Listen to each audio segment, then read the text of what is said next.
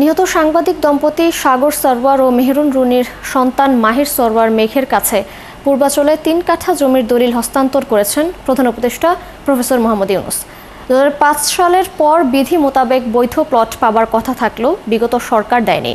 বৃহস্পতিবার রাষ্ট্রীয় অতিথি ভবন যমুনায় মাহির সরওয়ার মেঘের হাতে এই দলিল হস্তান্তর করেন প্রধান উপদেষ্টা। এ সময় প্রধান উপদেষ্টা জানান, সাগররুনি হত্যা মামলার তদন্ত দ্রুত শেষ করতে হবে। আরও জানাচ্ছেন সাজিদ হিটলার। উত্তরাধিকার সূত্রে পূর্বাচল প্লটের বর্তমান মালিক নিহত সাংবাদিক সাগর সারোয়ারের মা সালেহা মনির এবং মাহির সারোয়ার মেঘ। প্লটটির জন্য 2004 সালে রাজুকের কাছে আবেদন করেছিলেন সাগর সারোয়ার। বরাদ্দ পান 2005 সালে। পরবর্তীতে 2009 সালে প্লটের সম্পূর্ণ মূল্য পরিশোধ করেন তিনি। কিন্তু বিগত আওয়ামী লীগ সরকারের হস্তক্ষেপের কারণে রাজুক আর বুঝিয়ে দেয়নি সেই প্লট। দীর্ঘ 16 বছর পর সাগররুনির ছেলে মেঘের হাতে সেই প্লটের দলিল তুলে দিলেন প্রধান উপদেষ্টা ডক্টর মোহাম্মদ ইউনূস।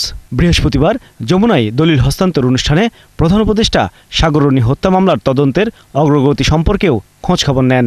এ সময় তিনি বলেন, তদন্তে এ ধরনের দীর্ঘসূত্রিতা মানুষের মধ্যে বিরূপ প্রতিক্রিয়া তৈরি করে। আইনি ব্যবস্থা সম্পর্কে মানুষ হতাশ হয়ে পড়েন। সংশ্লিষ্ট কর্তৃপক্ষকে আলোচিত এই হত্যা মামলায় দ্রুত তদন্ত শেষ করার নির্দেশ দেন প্রধান উপদেষ্টা।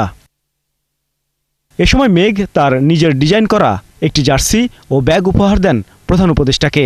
উপহার গ্রহণ করে প্রধান উপদেষ্টা ধন্যবাদ জানান।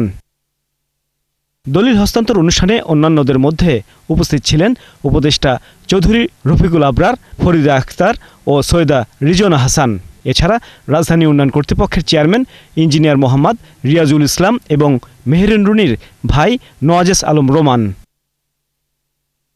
সাজিদ সরকার, ৭১, ঢাকা।